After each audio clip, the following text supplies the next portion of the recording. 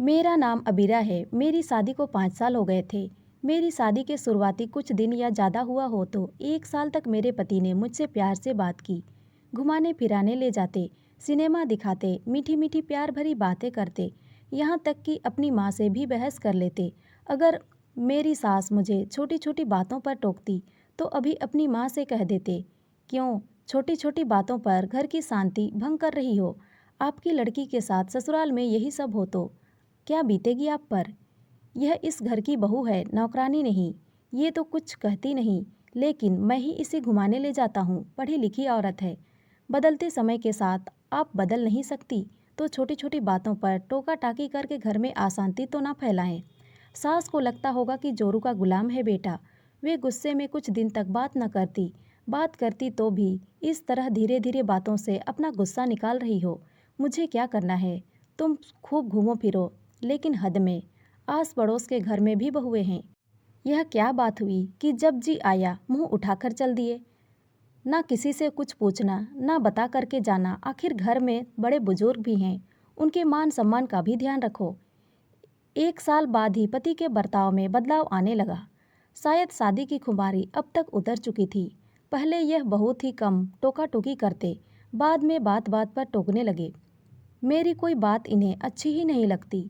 हर बात में अपनी माँ की तरफदारी करते, चाहे वह बात गलत हो या सही। मैं सुनती रही। इस बीच एक बच्चा भी हो गया। कहने को घर गृहस्थी तो ठीक ठाक चल रही थी, लेकिन जिन पति से मैं प्यार करती थी उनके बात बात पर डांटने टोकने से मन उदास रहने लगा। मैं अपनी तरफ से पति का, सास का, बच्चे का, घर का पूरा ख्याल रखती, फिर भी इनकी बात पर डांटने टोकने की आदत नहीं जाती। एक बार मैंने गुस्से में जरा अभी से कहा भी था, आखिर बात क्या है, आप मुझे इस तरह से बेइज्जत क्यों करते रहते हैं। इन्होंने भी झुंझलाकर जवाब दिया, मैं मर्द हूँ, घर का मुखिया हूँ, गलत बात पर टोकूं नहीं तो क्या करूँ। तुम एक बच्चे की माँ बन गई हो, तुम्हें घर की जिम्मेदारी समझनी चाहिए। गलती पर डांटता हूँ तो क्या गलती को सुधारना नहीं चाहिए। इसमें बुरा मानने वाली बात क्या है। मैं ऐसी कौन सी गलती करती हूँ। क्या मन भर गया मुझसे। मुझे तो सबको साथ लेकर चलना है। तुम्हारा भी अब तक मन भर जाना चाहिए। प्यार मोहब्बत की उम्र बीत चुकी, अब अपने फर्ज पर भी ध्यान दो। आखिर मैंने फर्ज निभाने में कौन सी कमी रखी है। तुम फिर बहस करने लगी। मुझे तुम्हारी यही बात अच्छी नहीं लगती। आपको मेरी कौन सी बात अच्छी नहीं लगती है आजकल। औरत हो तो औरत की तरह रहना सीखो, घर के कामकाज देखो। माँ की तबीयत ठीक नहीं रहती आजकल, उनकी देखभाल करो। करती तो हूँ, करती तो माँ की शिकायत नहीं करती। माँ की तो आदत है मेरी शिकायत करने की, एक की चार लगाकर। खबरदार जो मेरी माँ के बारे में कुछ कहा। इन्होंने इतनी ज़ोर से डांटा कि मैं गुस्से में अपने कमरे में आकर रोने लगी। बेडरूम में तो यह बड़े प्यार से बात करते हैं, हालांकि अब ये होता है कि बेडरूम में मेरे आने तक यह सो जाते हैं। मुझको घर में काम निपटाकर रात के 10 बज जाते हैं। अब हमारे बीच संबंध बनने में भी काफ़ी समय होने लगा था। मसरूफियत, जिम्मेदारी बढ़ती उम्र के साथ ऐसा होता है। इसकी कोई शिकायत नहीं, लेकिन आदमी दो बातें प्यार से कर ले तो क्या बिगड़ जाएगा। लेकिन पता नहीं क्यों आजकल मुझे देखकर इनका पारा चढ़ जाता है, खासकर दूसरों के सामने। यह दूसरों से तो अच्छी तरह बात करेंगे, अपनी माँ से, बच्चे से, आस पड़ोस के लोगों से, घर आए रिश्तेदारों से, दोस्तों से तो इस तरह प्यार से बातें करेंगे कि जैसे उन्हें गुस्सा ही आता ही ना हो, मानो जबान पर चाशनी चिपक जाती हो। लेकिन सुबह मैं थोड़ी देर से उठूं तो चिल्लाते हैं, तुम जल्दी नहीं उठ सकती, यह कोई समय है उठने का। अभी तक चाय नहीं बनी, चाय में चीनी कम है, कभी ज़्यादा है, खाने में नमक नहीं है, यह सब्जी क्यों बनाई है। तुम वही काम करती हो जो मुझे पसंद नहीं आता। ना घर में साफ सफाई है, ना बच्चे को ढंग से ध्यान देती हो। माँ अब कितने दिनों की मेहमान है, कम से कम उनकी देखभाल ठीक से कर लिया करो। तुम्हें कपड़े पहनने का सलीका नहीं आता, तुम्हें मेहमानों से बात करने का ढंग नहीं है।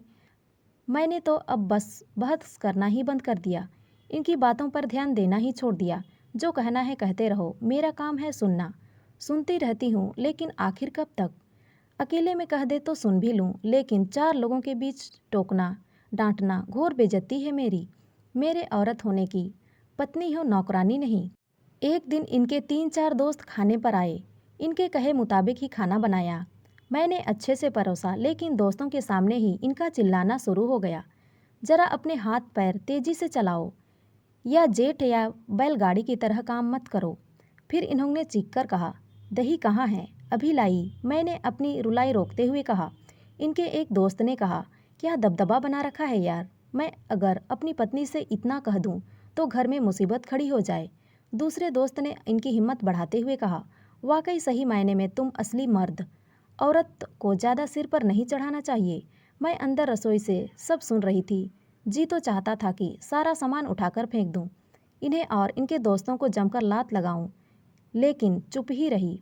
पर मैंने मन ही मन तय कर लिया था कि अपनी बेइज्जती का बदला तो लेकर रहूंगी, लेकिन बहस से चीख चिल्लाकर घर का माहौल बिगाड़ कर नहीं। इन्हें बताऊंगी कि औरत कैसे शर्मिंदा कर सकती है, कैसे हरा सकती है, कैसे तुम्हारे मर्द होने का अहंकार तोड़ सकती है। खाना खा रहे दोस्तों के बीच में दही रखने गई, तभी मेरा बेटा वहां आ गया खेलते हुए। बाहर निकालो इसे कमरे से, तुम बच्चे का ध्यान नहीं रख सकती, वे जोर से चिल्लाए। मैं बेटे को जबरदस्ती खींचते हुए कमरे से बाहर ले आ गई। इनके किसी दोस्त की आवाज़ कानों में आ रही थी। खाना तो लजीज बना है, इन्होंने मुंह बिचकाते हुए जवाब दिया। खाना तो रूपा बनाती थी, पहले मेरी उसी से शादी होने वाली थी, सगाई तक हो गई थी। उससे मिलने कई बार मैं रूपा के घर भी गया। ऐसा स्वादिष्ट खाना मुझे आज तक नसीब नहीं हुआ। इनकी सगाई टूटने के बाद भी मुझे पता था, लेकिन रूपा के खाने की तारीफ और मेरे खाने को रूपा के मुकाबले कमतर बताना मुझे अखर गया। ये मर्द थे तो मैं औरत थी, इन्हें अपने मर्द होने का घमंड था, तो मुझे क्यों ना हो अपने औरत होने पर गर्व। अब इन्हें बताना जरूरी था कि औरत क्या होती है। 100 सुनार की एक लोहार की कहावत को सच साबित करने का समय आ गया था। इनका ये जुमला कि मर्द बने रहने के लिए औरत को दुत्कारते रहना जरूरी है, तभी घर भी बना रहता है, तभी सब ठीक कहते हैं। माँ जी ने इनसे एक बार कहा भी था, बेटा मर्द को मर्द की तरह रहना चाहिए, औरत को हमेशा सिर पर चढ़ाकर नहीं रखना चाहिए, उसे डांट डपट फटकार लगाना जरूरी है।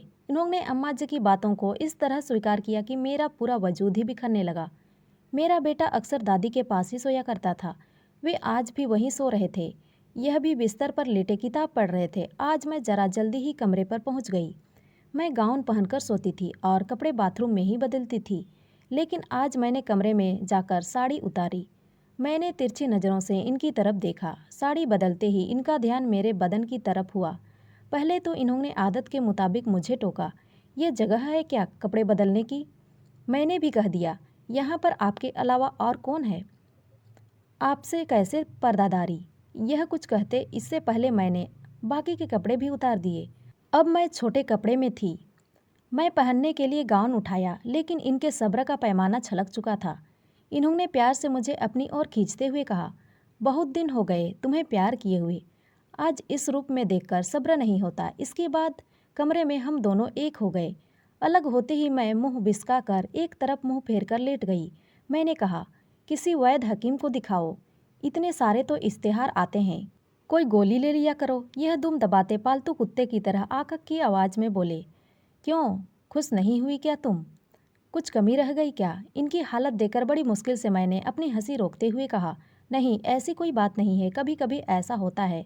इनका उदास हताश हारा हुआ चेहरा देखकर मुझे अपनी जीत का एहसास हुआ। एक ही वार से इनके अंदर की मर्दानगी और बाहर का मर्द दोनों मुर्दा पड़े थे, जैसे दुनिया के सबसे तुच्छ कमज़ोर इंसान हो। उसके बाद इनकी टोका टाकी डांट फटकार तो बंद हुई।